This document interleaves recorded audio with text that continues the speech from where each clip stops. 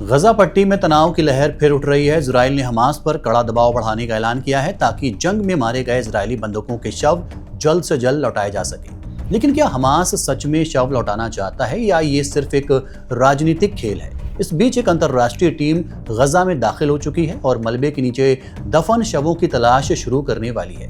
भारी मशीनों, बुलडोजरों और खुफिया जानकारी के बीच ये मिशन मानवीय राहत से कहीं आगे जाकर कूटनीतिक और राजनीतिक दबाव का भी केंद्र बन चुका है। नमस्कार, मैं हूं आसिफ इकबाल और आप देख रहे हैं वन इंडिया।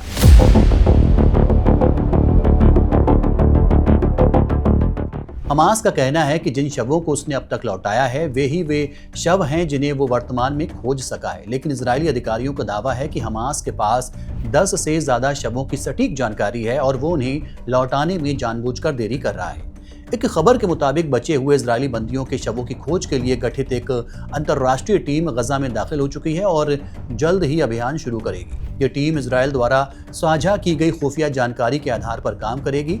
अब तक हमास ने अमेरिकी राष्ट्रपति डोनाल्ड ट्रंप की गजा शांति योजना के पहले चरण के तहत 9 बंधकों के शव लौटा दिए हैं। सोमवार को इसी समझौते के तहत 20 जिंदा बंधकों को भी रिहा किया गया था। हालांकि 19 शव अभी भी गजा में मौजूद बताए जा रहे हैं। आपको बता दें कि अमेरिकी मध्यस्थता से मिस्र में हुए युद्ध विराम समझौते के तहत हमास को सभी इजरायली बंधकों, जिंदा या मुर्दा, को 72 घंटों के भीतर रिहा करना था, जैसे ही इजरायली सैनिक गजा से आंशिक रूप से पीछे हटते। हालांकि समझौते में यह भी माना गया था कि कुछ शवों को तुरंत बरामद करना मुमकिन नहीं होगा, लेकिन गुरुवार रात हमास ने दावा किया कि वो मलबा हटाने वाले उपकरणों के बिना और शव नहीं लौटा सकता। इसके जवाब में इजराइल ने कहा कि हमास के पास 28 बंधकों में से ज्यादातर शवों को लौटाने की पूरी क्षमता है।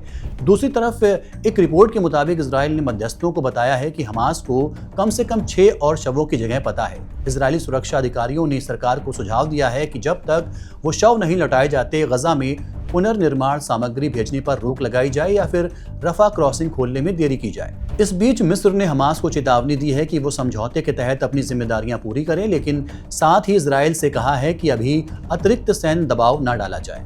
इसी बीच इजरायली प्रधानमंत्री बेंजामिन नेतन्याहू ने गुरुवार को अपने सलाहकारों के साथ बैठक की, जिसमें हमास पर दबाव डालने के संभावित कदमों पर चर्चा की गई।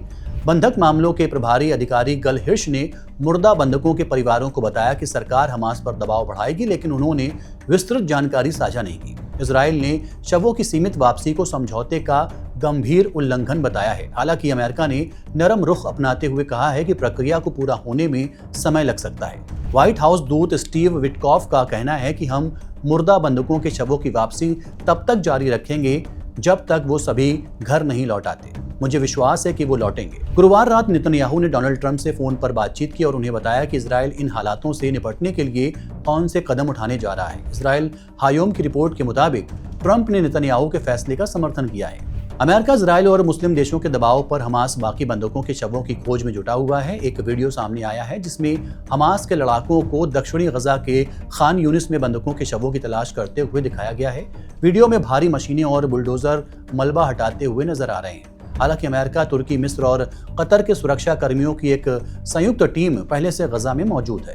कतर ने इस अभियान के लिए इंजीनियरिंग उपकरण मुहैया कराए हैं, जबकि इजराइल ने इन देशों को उन जगहों के सटीक लोकेशन दी है जहां बंधकों के शव दफन होने की संभावना है। तुर्की के रक्षा मंत्रालय के सूत्रों के मुताबिक तुर्की की आपदा राहत एजेंसी AFAD के 81 सदस्य पहले से गजा में हैं और इनमें से एक टीम खास तौर पर शवों की तलाश की जिम्मेदारी संभालेगी। आपको बता दें कि गजा युद्ध की शुरुआत 7 अक्टूबर 2023 को हुई थी, जब हजारों हमास लड़ाकों ने दक्षिणी इजराइल पर हमला किया था। इस हमले में लगभग 1200 लोग मारे गए थे, जिनमें ज्यादातर इजरायली नागरिक थे और 251 लोगों को बंधक बना लिया गया था। ये जंग तब थमी जब इजराइल और हमास के बीच अमेरिकी मध्यस्थता से हुआ समझौता लागू हुआ। गजा में बंधकों के शवों की तलाश केवल एक मानवीय मिशन नहीं बल्कि राजनीतिक और कूटनीतिक तनाव का केंद्र बन चुकी है। जहां इजराइल हर शव को घर लाने की बात पर अडिग है, वहीं हमास सुविधाओं की कमी का हवाला देकर देरी कर रहा है। आने वाले दिनों में ये देखना होगा कि क्या ये खोज इंसानियत की जीत बनती है या फिर संघर्ष का नया अध्याय। फिलहाल के लिए इतना ही। देखते रहिए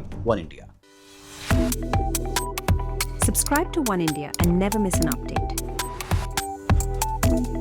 Download the One India app now.